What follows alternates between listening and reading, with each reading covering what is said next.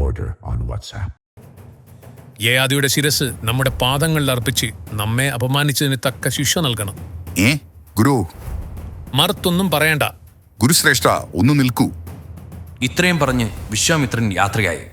നമ്മുടെ ഭക്തനാണ് കാശിരാജൻ. വിശ്വാമിത്രനാവട്ടെ രാജഗുരുവും. യയാതിയെ എങ്ങനെ വധിക്കും? ധർമ്മസങ്കടം തന്നെ. എന്താണ് സംഭവിക്കാൻ പോകുന്നതെന്ന് കണ്ടു തന്നെ അറിയണം. നാരായണ നാരായണ. ദശരഥപുത്രരും സദസ്യരും വിശ്വാമിത്രന്റെ വാക്കുകൾ കേട്ട് സ്തബ്ധരായി നിൽക്കവേ നാരദമുനി അപ്രത്യക്ഷനായി. ഗുരുവിന്റെ ആജ്ഞ പാലിക്കാതെ വയ്യ. സുമന്ത്രരെ, നമുക്ക് കാശിരാജൻ യയാതിയെ വധിക്കേണ്ടതായിരിക്കുന്നു. ഗുരുവിന്റെ ആജ്ഞയാണത്. സൈന്യം സജ്ജമാക്കട്ടെ പ്രഭു. വേണ്ട, നാം യയാതിയുമായി ദ്വന്ദ്വയുദ്ധത്തിൽ ഏർപ്പെടാൻ വരുന്നു എന്ന് അറിയിക്കുക. ഇരു സൈന്യത്തിന്റെയും നാശം ഒഴിവാക്കാൻ അതാണ് നല്ലത്. ഉത്തരവ്.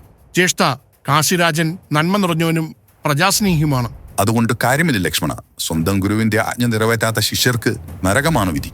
അയാളെ വധിച്ചേ തീരൂ.